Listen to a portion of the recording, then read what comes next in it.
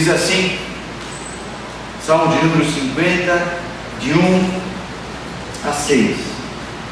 O Deus poderoso, Yahvé, falou e chamou a terra desde o nascimento do sol até ao seu ocaso. Gênesis capítulo 1, verso 1 e o capítulo 1 e 1 diz: no princípio criou Deus. E aqui o salmista está dizendo que Deus, o Senhor, falou e chamou a terra desde o nascimento do sol até ao seu ocaso. Desde Sião, a perfeição da formosura, resplandeceu Deus. Virá o nosso Deus e não se calará. Adiante dele um fogo irá consumir e haverá grande tormenta ao redor dele. Do alto chamará os céus e a terra para julgar o seu povo. Congregai os meus santos, aqueles que fizeram comigo um concerto com sacrifícios, e os céus anunciarão a sua justiça, pois Deus mesmo é o juiz. Aleluia. Senhor, meu Deus, meu Pai querido, estamos diante da tua bendita palavra, Senhor. Que a tua graça possa ser sobre nós, que o teu Espírito Santo possa ministrar aos nossos corações, Senhor. E que em tudo nós possamos bendizer, engrandecer e exaltar o teu nome, Deus. O nome do Deus Todo-Poderoso, que chamou a terra à existência, que tudo que existe, Senhor, foi feito por meio de ti, e sem ti, Senhor, sem a tua pessoa, sem a tua palavra, nada do que existiria, Senhor. Que essa palavra de poder possa ser sobre nós nessa noite, que essa palavra de poder, Senhor, possa trazer à tona, Pai querido, tudo aquilo de que nós precisamos para estarmos em comunhão contigo, em intimidade contigo. Em o nome de Jesus nós oramos, amém e amém. Graças a Deus. Podem sentar, meus amados? Aleluia, graças a Deus, graças a Deus. Meus irmãos, nós vamos rapidamente só repassar o que nós vimos na quinta-feira passada, bem rapidamente, quando nós vimos alguns tópicos sobre a negação da existência de Deus. Nós estamos estudando Gênesis, capítulo 1, versículo 1, quando diz que no princípio Deus. E não tem como a gente passar por esse texto e não discutir a existência de Deus. Como que Deus existe? Como é que nós podemos defender a existência de Deus? É claro que nós podemos dizer que pela fé eu creio que Deus existe. Amém, irmã? Pode chegar. Graças a Deus. Aleluia. Mas como que nós podemos estar argumentando sobre a existência de Deus? Quem nega a existência de Deus? Em primeiro lugar, claro, os ateus. O ateísmo nega a existência de Deus, não crê na pessoa de Deus, não crê na existência de Deus, e essa é a negação de Deus pura, o ateísmo. Depois nós temos o agnosticismo, que afirma que a gente não tem como provar. Eu não posso nem provar que Deus existe e nem provar que Deus não existe. Então a pessoa não é ateu, a pessoa é agnóstico. É um meio termo entre crer em Deus e não crer em Deus, mas igualmente vive uma vida sem Deus. Essa corrente se identifica muito hoje com o positivismo. O positivismo é a ideia de que não, eu vou crer se a gente conseguir colocar Deus no laboratório e a gente põe ele numa fórmula e Deus aparece, então aí eu vou crer. Não é quase que o Tomé da vida. Então o agnóstico, ele crê e não crê ao mesmo tempo. Enquanto ele não vê, enquanto não for provada a existência, ele fica na dificuldade de crer, como também o positivismo. Por terceiro, nós temos o cético, o ceticismo. O cético é aquele que entende que nós não temos um conhecimento absoluto, não existe uma verdade absoluta. Tem um ditado que vai mais ou menos como o cético, contrariando essa questão da verdade absoluta, de que os irmãos devem conhecer, de que todos os caminhos nos levam a Roma. Quer dizer, no cético não existe um caminho só, não existe um Deus só, não existe uma verdade absoluta. Cada um tem a sua verdade, os cristãos têm a sua verdade, os islâmicos têm a sua verdade, e não existe uma verdade que é sobre todas elas. Mais ou menos o relativismo que nós vivemos hoje na nossa sociedade. Em quarto, nós já vimos isso, só dando uma passada bem rápida. Nós temos os politeístas, que creem em muitos deuses, não creem em um só Deus, creem em muitos deuses. A vaca é um deus, os animais são os deuses, a lua é um deus, creem em muitos deuses. E esses deuses se manifestam em várias formas, contrário à palavra de Deus, que diz que existe um Deus que é nosso Senhor e Salvador, Jesus Cristo, o Pai, o Filho e o Espírito Santo.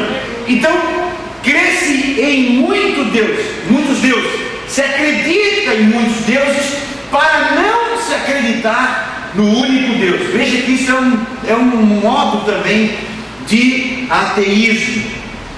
Em quinto lugar, nós vamos ter o panteísmo. O politeísmo tem muitos deuses. O panteísmo, tudo é Deus. Todas as coisas são Deus. É como se Deus tivesse se fragmentado, explodido Deus, e todos aqueles pedaços, a terra é um pedaço, eu sou um pedaço, você é um pedaço, todos esses pedaços contêm Deus. Os irmãos estão me entendendo? Deus explodiu, imagina Deus explodido, e esses pedaços de Deus voando, o universo, o sol, as estrelas, são pedaços de Deus. Todas as coisas são Deus. Isso é o panteísmo. Crer que tudo é Deus para não crer em um Deus único, pessoal. No sexto, nós vamos ter o deísmo.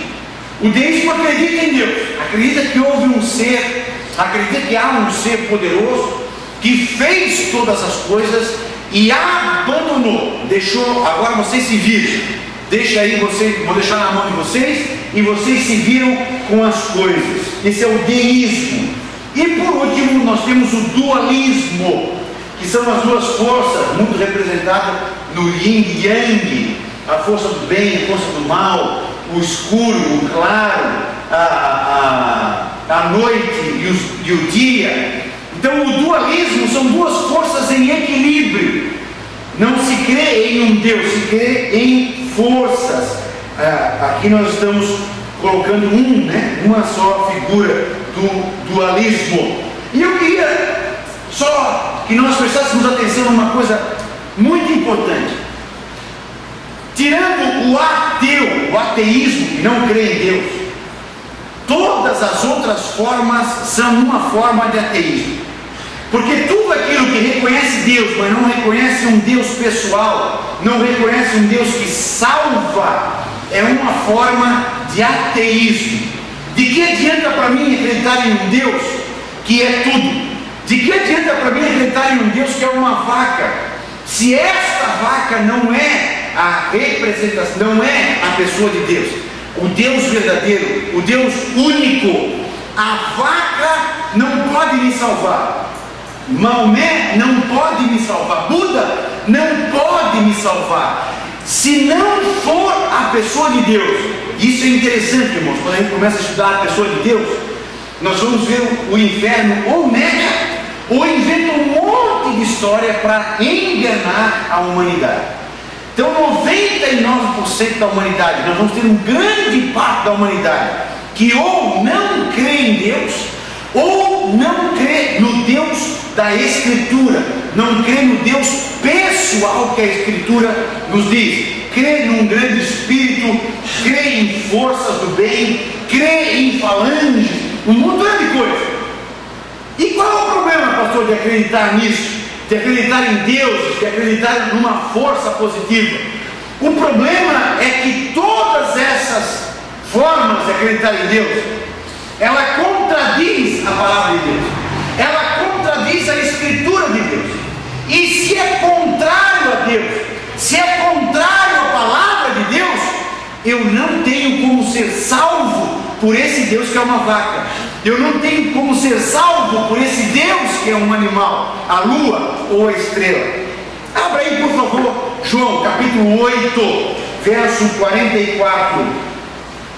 João capítulo 8, verso 44.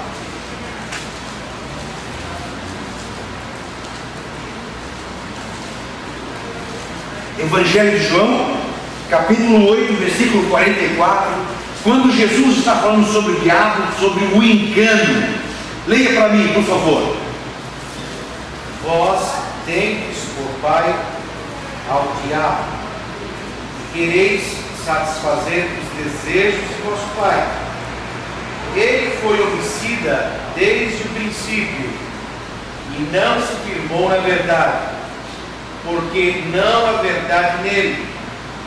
Quando ele profere mentira, fala do que lhe é próprio, porque é mentiroso e pai da mentira. Aqui nós estamos vendo, meus queridos, desde o princípio nós estamos vendo de que esta mentira, quem é? Quando a gente lê, por exemplo, na Escritura, ou quando nós vemos, ou quando a gente vê no panteísmo, o deísmo, todas essas formas de querer explicar Deus contrária à Escritura, a gente vê que isso é uma mentira, isso é falso. E Jesus está dizendo que desde o princípio, o diabo não se firma na verdade. Veja, irmão, que ou o diabo nega Deus, que é uma mentira também, ou ele inventa, não, mas eu acredito em Deus. Bem, então eu tenho uma boa teoria para ti. Eu tenho o panteísmo, eu tenho para ti o deísmo, eu tenho para ti várias outras teorias para explicar Deus. Ou seja, uma meia verdade. Uma meia verdade, irmãos, é uma mentira por completo. Principalmente aqui. Por que isso é importante? Por que eu estou batendo nessa tecla? Porque quando eu acredito numa teoria falsa, quando eu acredito numa inspiração falsa para se explicar Deus, eu vou contra a palavra de Deus. E Jesus está dizendo que quem foi contra a palavra de Deus? Quem foi contra a verdade desde o princípio? Jesus disse para nós, quem é? Quem é que não se firma na verdade? O diabo. E qual é o propósito do diabo em querer mentir para nós? Qual é o propósito do diabo em querer fazer uma teoria falsa para nós? O propósito dele é de nos enganar quanto à salvação. Quanto à salvação. O objetivo dele é me iludir quanto à salvação. Não, você pode rezar para uma vaca. Você pode fazer suas rezas, suas orações para uma vaca. Você pode orar para Buda. Você pode meditar olhando para o sol e buscando o sol. Isso vai me salvar? Isso não vai me salvar. Então esse é o propósito final. Esse é o propósito último da explicação diabólica da pessoa de Deus. Porque ele não, ou ele vai querer negar Deus, mas quando ele não consegue negar Deus, nós vamos ver mais à frente, de que nós temos essa fome, esse desejo de Deus, e nós vamos ver os argumentos. Então quando a pessoa chega, não, mas eu acredito em Deus, tá, então eu tenho um Deus bom para ti, eu tenho uma vaca, eu tenho um camelo, eu tenho um sol, eu tenho a lua, adora eles, e o homem cai nessa ladainha.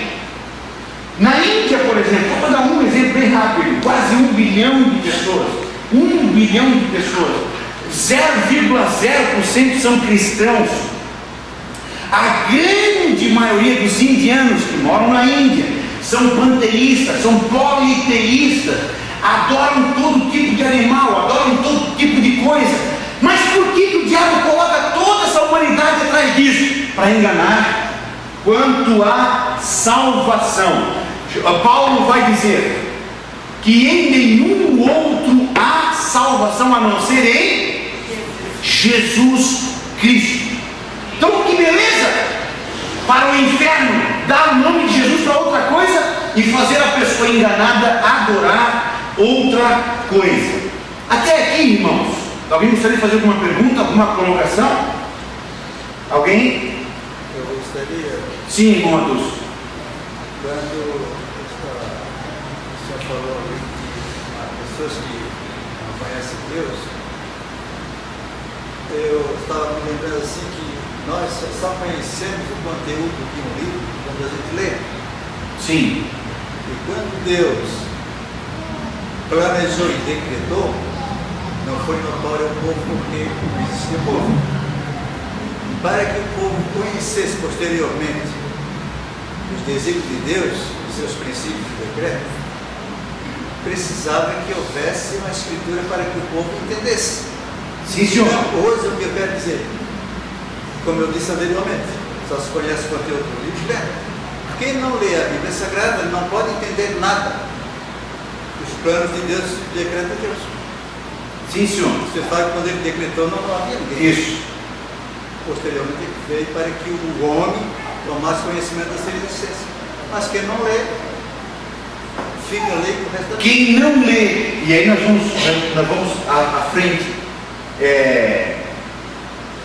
daqui a pouco nós vamos discutir mais profundamente isso que o senhor está falando. Exatamente. Primeiro trecho. Isso. Quem não lê ou a palavra, ou quem não lê as obras, porque através da palavra e através das obras nós podemos chegar à pessoa de... Vamos só para lembrar os irmãos. Quais são os argumentos que a gente pode estar falando sobre a existência de Deus? Nós vimos na quinta-feira passada, só estou passando rapidamente para a gente ter uma rememorização. Isso não é um assunto que a gente discute todo dia. Eu não me lembro, por exemplo, de estar num culto discutindo isso. Não me lembro na minha vida de crente, há muito tempo dentro da igreja, eu não me lembro de estar discutindo isso dentro da igreja. Então não é um tema de todo dia. Então a gente pode ir devagar para que a gente possa estar aprendendo estes termos e estas lições. Então, qual é o primeiro?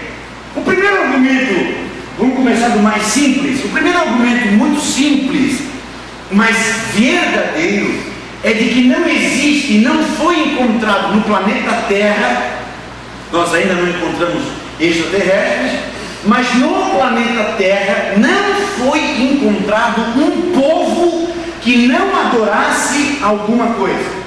Plutarco já dizia de que é possível encontrar civilização que não tem roupa, é possível encontrar civilização que não tem escrita, é possível encontrar civilização que não tem lei, mas é impossível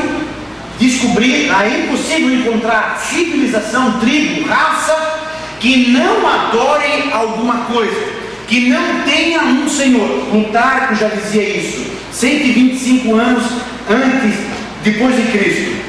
Um grande estudioso holandês, Thiel, disse que nunca, e ele escreveu uma grande obra sobre religião comparada, ele disse que nunca se encontrou tribo ou nação que não acreditasse em um ser superior. Então isso já é parte daquilo que o irmão Adulto estava falando. Esse povo estão adorando a um Deus. Eles não conhecem Mateus, eles não conhecem o nome de Jesus, mas eles estão lá adorando a um Deus. Eles estão lá adorando a estrela. Eles não sabem o nome de Jesus. Eles não conhecem Mateus, Tiago, Abraão, Jacó. Eles não conhecem o Deus bíblico da Escritura. Mas neles tem uma fome, tem um desejo, tem uma busca por uma ideia de um ser que é maior do que ele. Um ser que é maior, que criou todas as coisas. E eles estão lá e eles estão adorando.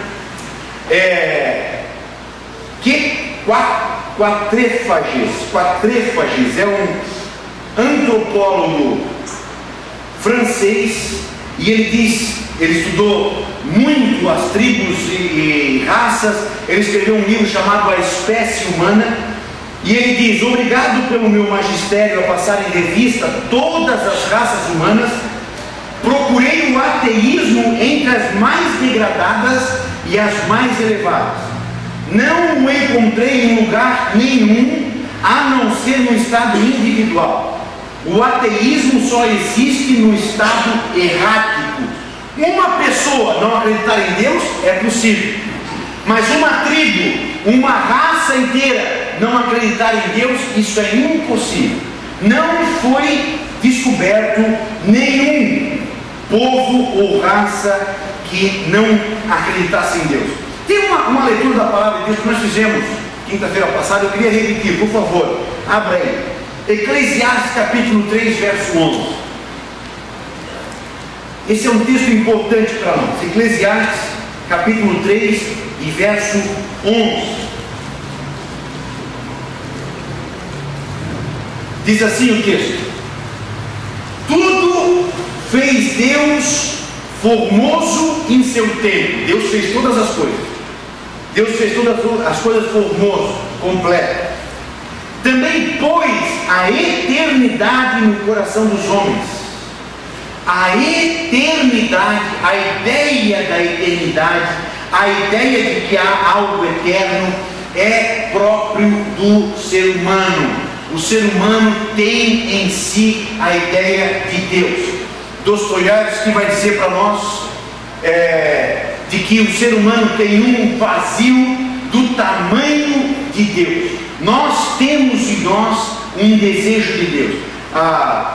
O salmista vai perguntar: para onde me irei do teu espírito? Salmo 139.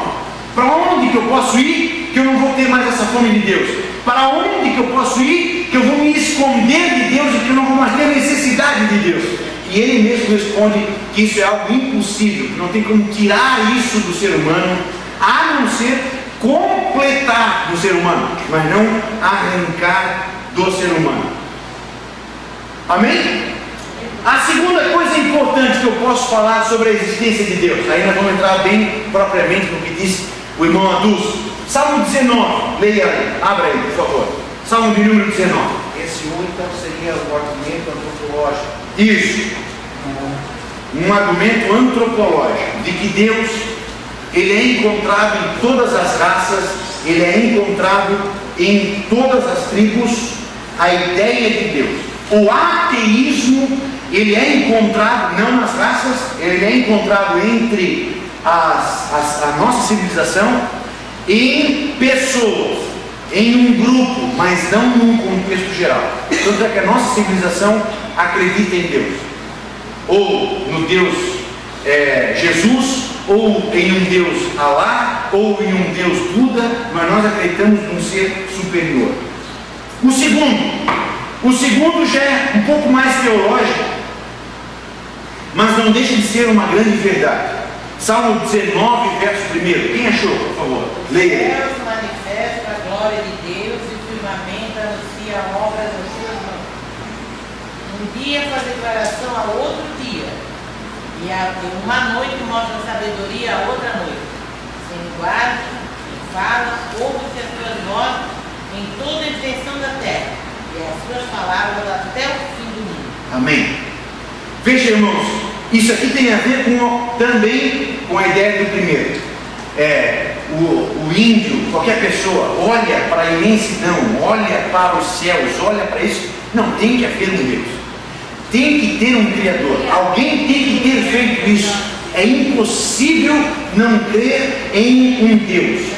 Todos os caminhos que o Espírito pensante segue, ao ver a magistral obra, ao ver a perfeição, irmãos, e a sincronia das coisas. Se a Terra fosse um pouquinho mais perto do Sol, nós não teríamos vida. Se a Terra fosse um pouquinho, porque é muito quente, se a Terra fosse um pouquinho mais, tanto é que agora, por causa da poluição, está aumentando a temperatura, e seres vivos já estão morrendo, pessoas já estão morrendo. Nos Estados Unidos, ano passado, deu um dos verões mais fortes, chegaram a 40 graus em algumas cidades. Muitos velhinhos morreram nos Estados Unidos por causa do calor, 40 graus. Um pouquinho mais perto do sol, por causa do calor, não teríamos como ter vida. Um pouquinho mais longe do sol, por causa do frio, não teríamos como ter vida. A Terra, se fosse só um pouquinho virada do trópico e que mexesse no seu eixo, não poderia haver vida. A Lua, um pouquinho mais perto da Terra, coisa pequena, mas perto da Terra, a gravidade impediria de nós termos vida. Tudo no seu devido lugar. Quem é que nós conhecemos que é uma pessoa de ordem? Quem é que nós conhecemos que coloca todas as coisas no seu lugar? Quem é que nós recorremos quando a nossa vida está em desordem? Quem é que pairava sobre as águas no Gênesis e que criou todas as coisas em ordem? Primeiro dia, segundo dia, terceiro dia. Quem fez isso? Deus. Impossível olhar para a obra, impossível olhar para as coisas feitas e não ver que Deus deixou um testemunho dele. É verdade que quando a pessoa olha para o universo, reconhece que existe um Deus, não vai saber o nome, não vai conhecer Jesus. Abra aí por favor Atos capítulo 14, verso 15. Atos 14, verso 15 a 17. Paulo e Barnabé estão em Listra e eles vão falar mais ou menos, pouca coisa melhor só, do que disse para nós o irmão Adus. Atos capítulo 14, verso 15 a 17. Quem lê para mim, por favor? Dizendo: varões, por que fazeis essas coisas? Nós também somos homens como vós, sujeitos às mesmas paixões, e vós anunciamos que vós convertais dessa vaidade ao Deus vivo, que fez o céu e a terra e o mar e tudo quanto há nele. Continue, Manu, por favor. O qual nos tempos passados deixou andar todos os povos em seus próprios caminhos, contudo não se deixou a si mesmo sem testemunho. Olha só, irmãos, escuta, preste atenção aqui. Primeiro, o que Paulo está combatendo aqui quando ele diz, porque ele estava em Listra, ele e Barnabé, e eles fazem um milagre e as pessoas vão lá, pegam Paulo, colocam nas costas e querem adorar a Paulo como Deus. O que ele está combatendo aqui?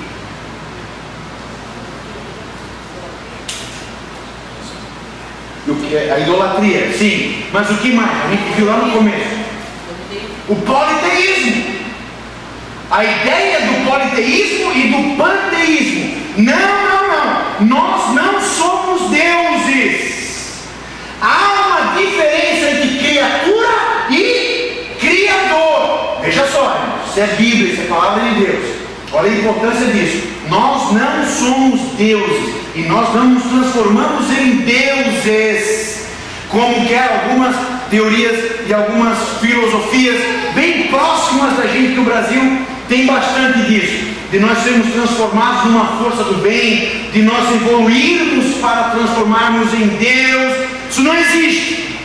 Deus é uma coisa, criatura é outra coisa. Nós vamos morar com Ele, sim, nós moramos nele, sim, mas para sempre Ele será Deus e nós seremos criatura. Paulo aqui põe um ponto nisso. Continua ali, irmã Vilma, por favor. O qual nos tempos passados deixou andar todos os povos nos próprios caminhos. Isso era antes de Jesus, cada um podia andar do seu caminho. Continua, irmã Vilma. Contudo, olha, presta atenção nesse contudo. Contudo, não se deixou a si mesmo sem testemunho. Contudo, apesar das pessoas e os povos andarem no seu caminho, não deixou ninguém sem o seu testemunho. Olha, qual era esse testemunho de Deus? Qual era, irmão? Beneficiando-vos lá do céu, dando-vos chuvas e tempos frutíferos, enchendo de mantimentos e de alegria o vosso coração. Olha que coisa interessante. Deus abençoando. O povo é pagão, o povo não conhece Deus. Deus não deixou ninguém sem testemunho de que Ele existia. Paulo vai falar sobre isso em Romanos capítulo 1, de que ninguém pode chegar diante de Deus: eu não te conheci, eu não tive ideia de você. A Bíblia vai dizer em Atos, a Bíblia vai dizer em Salmos, isso vai citar 3 versículos bem rápido, e vai citar em Romanos, que todos nós que temos o mínimo de racionalidade A gente tem o testemunho de Deus na obra que Ele criou. Deus não fez as coisas e se escondeu. Deus não fez a sua obra e ficou escondido. Só teve uma coisa que ficou escondida, que foi revelada na plenitude dos tempos. O que foi isso? A salvação em Jesus Cristo. Isso estava escondido. Isso precisou ser revelado na plenitude dos tempos. A salvação em Jesus Cristo. Agora, a pessoa de Deus, não.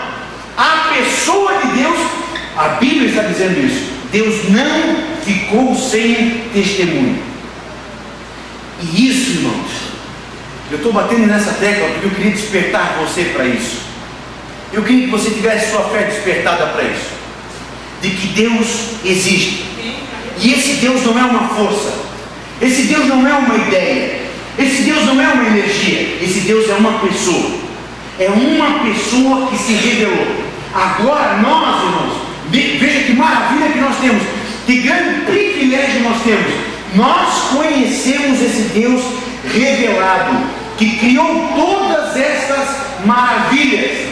E por isso os homens serão indesculpáveis. Aristóteles, eu gosto disso porque Aristóteles é um pagão. Aristóteles não crê em Jesus, não conhece Jesus, mas Aristóteles dá um testemunho de Deus que eu gosto muito na história. Aristóteles um dia estava com seus alunos, vendo passar os exércitos gregos. E ele então conversa com os seus alunos. Tinha um que não acreditava em Deus, e ele vendo passar as esquadras, vendo passar os pelotões, e ele pergunta para o seu aluno: é possível ter um pelotão de soldados marchando sincronizado? É possível ter toda essa esquadra fazendo todo esse movimento perfeito, sem ter um general, sem ter um comando? E obviamente é impossível as coisas terem ordem por acaso. Não existe ordem por acaso. Imagina você jogar as sementes para cima, simplesmente jogar para cima e esperar que elas caiam uma atrás da outra no canteiro, no espaço certinho uma da outra. Alguém aqui já plantou alguma coisa? Quem já plantou aqui alguma coisa? Um pé de cebola, um pé de... Como é que a gente tem que fazer lá o canteiro? A gente faz o canteiro direitinho, a gente faz furinho por furinho e nós vamos fazendo a ordem. Depois, quando germina, está aquele verdinho, está um atrás do outro direitinho, bem bonitinho o nosso canteiro. Mas teve alguém que fez aquela ordem. É isso que Aristóteles está falando para os seus alunos. Vocês estão vendo essa ordem? Vocês estão vendo isso? É possível ter tudo isso sem um general? Não, não é possível. Então olha para o céu, olha para as estrelas, olha a perfeição e a sincronia das coisas. É possível ter tudo isso e não ter alguém que ponha isso em ordem? Um pagão. Um pagão está dizendo: é impossível. E é por isso que a Bíblia vai dizer de que o homem é indesculpável. Deus não ficou sem testemunho. Romanos, capítulo 1, verso 19 a 21, Paulo vai falar sobre isso. Isso que o auxiliar irmão Adulce falou, da natureza, de ver a Deus pela natureza, na teologia sistemática, a gente vai falar isso da teologia natural. A teologia da natureza, que você percebe Deus pela teologia natural. A teologia revelada, aí eu vou precisar da Escritura, aí eu vou precisar de Bíblia, eu vou precisar ler, eu vou precisar conhecer. Mas tanto na teologia natural quanto na revelada, nós somos indesculpáveis. Nós sabemos que Deus existe. Quando nós observamos o céu, quando nós observamos a obra de Deus, nós vimos o rastro de Deus. Voltaire, um grande cientista ateu, não acreditava em Deus, mas no seu livro, falando sobre o tratado de metafísica, Voltaire escreve de que todas as coisas da natureza, desde a estrela mais distante até um fino talo de grão, devem estar submetidos a uma força que o movimenta e lhes dá vida. Um ateu falando sobre isso. Mas ele fala sobre força. Ele não diz que é Deus. Ele não crê no Deus pessoal. Ele não crê no Deus que salva, no Deus que é conosco. Ele não crê neste Deus. A criação, segundo argumento, a criação revela a pessoa de Deus. Terceiro, a nossa consciência. E aqui então já é um argumento mais da nossa psique. A consciência é a inscrição de Deus na nossa alma. A ideia da necessidade de um Deus, a ideia de render culto a esse ser superior, tudo isso fala ao nosso coração. Existe um Deus, José. Eu tenho isso, o José tem, um índio distante também tem. Existe um Criador. E esta consciência nos traz a consciência da ideia de bem. Isso aqui é muito importante, irmãos. E eu queria que os irmãos entendessem bem isso. Quem ensinou para nós sobre o bem? Nossos pais até nos deram um valor de educação moral. Mas quem colocou dentro do ser humano, a ideia do bem, a ideia do fazer o bem? Nós nascemos com isso. A nossa consciência tem isso. A criança, o bebê, por exemplo, não se belisca, não se corta pode se cortar por não ser adestrado, não ter ainda a educação certa, mas ele não faz isso, ele corta pela primeira vez só. A segunda vez ele já não põe mais a mãozinha naquele lugar que se cortava. O bebê, a criança já tem a ideia do valor do que é bom para ele. Quem colocou isso na criança? Quem colocou essa ideia do bem na criança? Essa ideia do que é bom, essa ideia do que é mal, ela é independente, irmãos, da cultura, ela é independente das nossas circunstâncias, e isso vai exigir a pessoa de Deus. Existe um Deus do qual nós provemos, do qual nós viemos, e esse Deus colocou em nós uma consciência do valor do bem. Até irmãos, uma vez eu passei alguns dias, pena que a irmã não está aqui hoje, que trabalha com as crianças especiais. A irmã, qual é o nome dela? Trabalha aqui na fundação. Não, a sua companheira lá da assistência social lá. A Roseli, ela trabalha ali com as crianças especiais. E é interessante a gente ver isso. O irmão Adulto falou hoje sobre os lobos. A criança especial, a criança tem um retardo e tal, mas ela sabe o que é bem. Algumas delas têm prazer em fazer o bem. Eu vi isso. Eu vi as crianças com dificuldade mental cantando parabéns para um amiguinho no aniversário dele. Entenderam aquele simbolismo, e todos felizes cantando e batendo palma. Tinha uns que não tinham condenação e a mão escapava, mas estava lá fazendo um bem. Quem coloca isso no ser humano? Se eu acredito que o ser humano é um ser moral, que o ser humano é um ser ético, que o ser humano é um ser que busca o bem, o valor do bem, eu tenho que acreditar na pessoa de Deus. Isso tem que ter provido de Deus. Deus é o bem. Deus nos colocou isso a nós, o senso moral na nossa consciência. Esta é uma forma belíssima de ver a manifestação de Deus em nós. Esse Deus, irmãos, nos impulsiona para o bem. Esse Deus nos impulsiona para o bem. Isso é outra coisa fantástica na nossa consciência. Até a pessoa que está escravizada, irmãos. Você encontra um bêbado, um viciado, alguém que está no fim. Até o suicida ele se mata tentando procurar um bem, tentando procurar uma solução, tentando procurar algo melhor para aquela situação. Coisa do ser humano. Nós temos isso. Isso foi colocado em nós por Deus. sermos impulsionados para o bem. Eu quero um casamento melhor, eu quero uma situação financeira melhor, eu quero uma vida psicológica e espiritual melhor. Onde é que eu vou ter isso? Em proximidade com Deus. O bem que eu busco, isso é outra coisa interessante. Nós somos tipo uma mariposa em busca daquela luz. Ela fica vidrada por aquele. O ser humano, nessa busca, fica vidrado por Deus.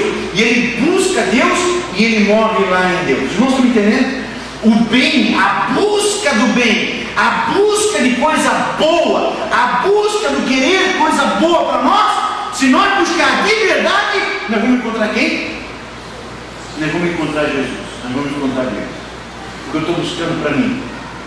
Eu estou buscando, eu tenho um vazio dentro de mim, eu tenho uma angústia dentro de mim, eu tenho algo dentro de mim que precisa ser preenchido, e eu começo a procurar, eu começo a olhar para tudo quanto é canto, e daqui a pouco eu vou encontrar a pessoa de Deus, a consciência, o nosso impulso para o bem, aleluia. Imagine, irmãos, só para a gente ter uma ideia, se fosse possível aquele dualismo que tem as forças negativas e as forças positivas, e elas estão em equilíbrio, os irmãos acreditam nisso? Imagina nós vivendo numa sociedade em que o mal na nossa sociedade e o bem tivesse o mesmo poder. Nós teríamos muito mais bandidos, nós teríamos muito mais criminalidade, nós teríamos muito mais. Irmão, hoje a gente vê os políticos roubarem e não vão presos. Hoje a gente vê pessoas matando pessoas e não vão presas. Por que eu não saio matando alguém? Por que eu não vou roubar? Então, já que ninguém vai preso mesmo, no Brasil o crime compensa sim. No Brasil compensa roubar sim. No Brasil compensa ser corrupto sim. No Brasil compensa matar sim, porque ninguém é preso. E por que eu não saio matando? E por que eu não saio roubando? Porque tem uma força muito maior do bem que nos governa, inclusive sobre o ímpio. Inclusive sobre o ímpio. Tem bandido que às vezes faz o crime, irmãos, só para você ver o poder da consciência, daquilo que Deus colocou em nós. Tem bandido que comete crime e depois de cometer o crime, depois de 1 ano, 2 anos, procura a polícia e confessa o seu crime. Por quê? Porque a consciência levou ele aqui. Os irmãos estão me entendendo? O poder da consciência. Tem que haver um bem. Tem que haver um bem maior do que o ser humano. Quem é esse bem? Quem é essa força do bem? A Bíblia vai dizer que Deus é amor e o amor vence todas as coisas. Isso parece ser poesia, mas não é poesia não. Isso é verdade. Isso é verdade. O poder do bem, o poder da vida, o poder do amor é um poder muito mais poderoso, irmãos, do que o homicida, aquele camarada que se diz o machão. Na verdade ele é um machão e ele mata as pessoas porque é um covarde. O poder do bem colocado em nós, a existência de Deus dentro de nós. O homem, irmãos, o homem, criatura imperfeita, o homem, criatura pecaminosa, era para nós tudo ser bandido. Não é verdade? Pecadores, sem Deus, na força do bem e do mal, se houvesse só a força do bem e do mal, era para nós ser tudo bandido. Como é que pode ter pessoas que não têm Jesus? Como é que pode ter pessoas que não conhecem Jesus e que são boas pessoas? São pessoas de moral, são pessoas de índole, são pessoas que compram e pagam, são pessoas que não mentem, são pessoas que falam a verdade. Como é que pode existir isso? É porque existe um bem. É porque existe um bem que é muito maior do que as trevas. Essa história de dualismo, força e equilíbrio, isso é balela. Balela. E é balela não só porque eu sou pastor e porque eu prego a palavra, é balela porque nós vivemos bandido. Tem que ter uma força que nos leva para o bem. Tem que ter uma força que nos impulsiona para o bem. E ela é muito maior e muito mais poderosa do que o mal. Até porque se houvesse equilíbrio, Cristo não teria conseguido triunfar sobre o pecado. Como é que nós expulsar demônios se tivesse equilíbrio? Né? Falando no mundo espiritual. Mas sem trazer para o mundo espiritual, nós hoje, Santa Catarina tem, se eu não me engano, acho que são 2.000 pessoas presas, um negócio assim. Em todas as nossas cadeias de Santa Catarina, 2.000 ou 3.000 pessoas presas. E nós temos quase 7 milhões de habitantes em Santa Catarina. 7 milhões. Vamos botar aí que tem mais uns 1.000 mandatos de prisão para cumprir, que o governo não cumpre porque não tem lugar no projeto. Vamos supor que tenha 10.000 bandidos, homicidas na nossa sociedade. E quantos nós temos do bem? Veja que não existe essa história de equilíbrio. Veja que não existe uma força poderosa no ser humano, mesmo no ímpio, que impulsiona para o bem. De vez em quando a gente vê campanhas aí nos homossexuais fazendo campanha de agasalho. Um drogado, ele divide um pedaço de pão. Eu vi isso numa reportagem falando sobre os craqueiros passando fome. O drogado, ele era viciado em crack, uma caveira só, um outro do lado, os dois acharam um pão no cesto, eles dividiram o pão. Dividem a droga, eles dividem a miséria. Já que estamos ferrados mesmo, então vamos dividir, eu te ajudo. Ali, irmão, da onde vem isso? Isso é consciência de Deus, colocada por Deus no ser humano, que nos impulsiona para o bem. Agora, veja só, vamos trazer isso para a Escritura. Abra aí, por favor, Romanos capítulo 7, 18 a 20. Meu Deus, já são 9 horas.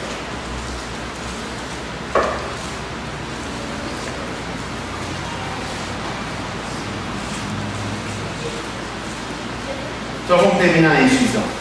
Romanos capítulo 7, 18, 19 e 20. Pode ler para mim, por favor. Um texto conhecidíssimo, não? Porque eu sei que em mim, isto é, na minha carne, não habita bem algum. E com efeito, o querer está em mim, mas não consigo realizar o bem. Olha só o jogo da consciência e do pecado. A carne e o espírito. Vamos em frente. Verso 19. Porque não faço o bem que quero, mas o mal que não quero, esse eu faço. Veja, irmãos, veja. Na prática, o mal é maior do que o bem. A consciência. Eu tenho consciência, mas na prática a minha consciência não é maior, não é mais forte do que o meu desejo. Eu sei que é errado. Eu sei que me faz mal, mas mesmo assim eu faço. Mas isso antes da transformação. Isso. Eu estou falando aqui no mundo do ímpio, antes da transformação. Sim, senhor. Só estou fazendo aqui, tem que haver uma resposta para a minha consciência.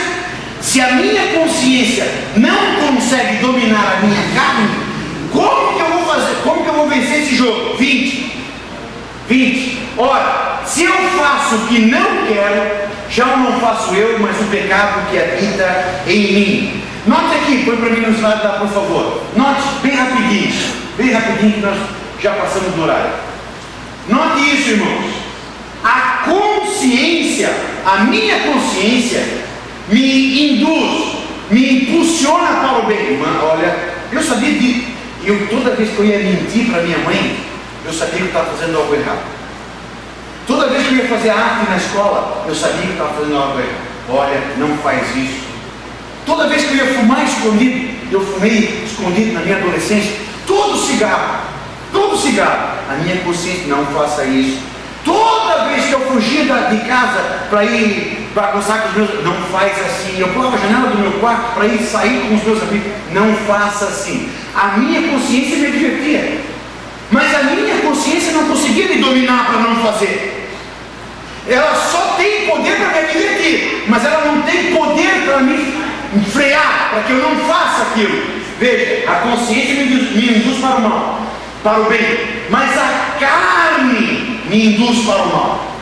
A carne é mais poderosa do que minha consciência. A minha carnalidade é mais poderosa do que minha consciência. Então me explica por que nós não temos uma sociedade que todo mundo se mata e todo mundo. Porque existe uma força, e não é uma força equilíbrio, porque a minha carne, ela tende a matar, ela tende a roubar, ela tende a mentir, mas existe uma força que coloca as coisas no seu devido lugar.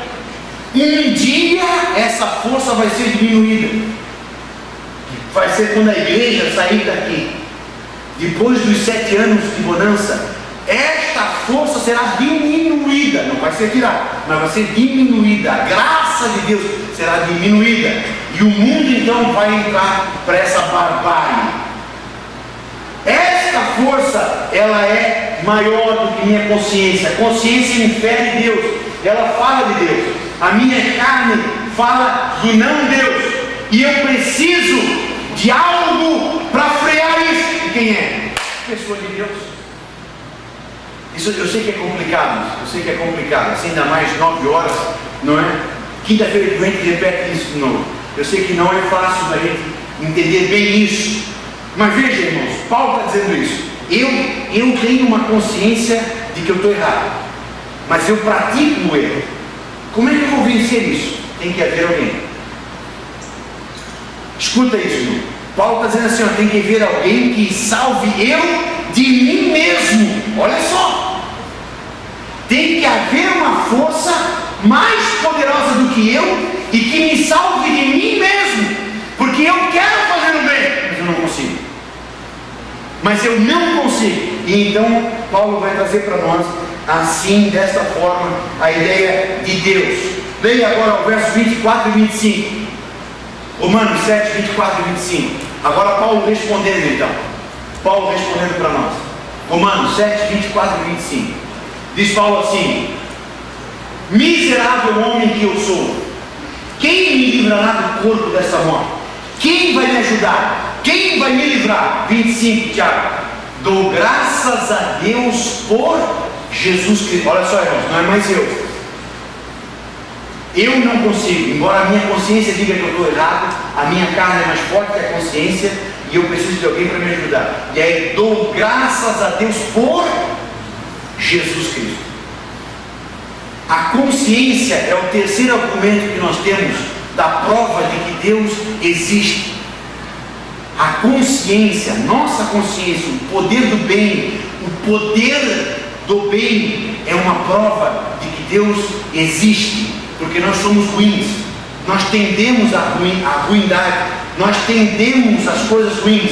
Tem que haver alguém que nos salve da gente mesmo. Graças a Deus por Jesus Cristo, nosso Senhor. Amém? Quinta-feira que vem a gente dá uma repisada sobre isso. Só para a gente terminar.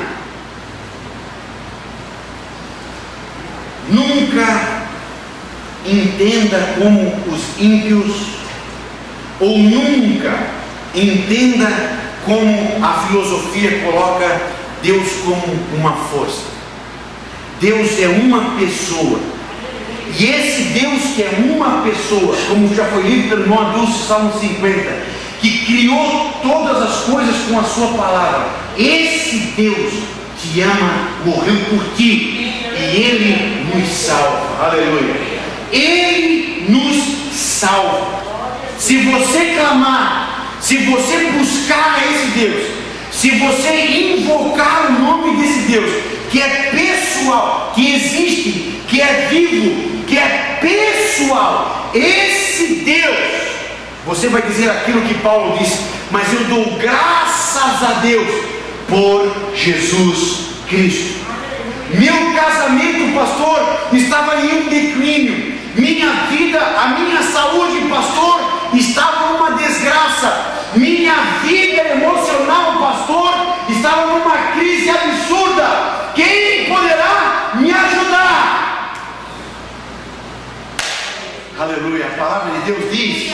E se você invocar, se você clamar, você vai dizer como testemunho também. Mas graças a Deus por Jesus Cristo, aleluia, aleluia, aleluia.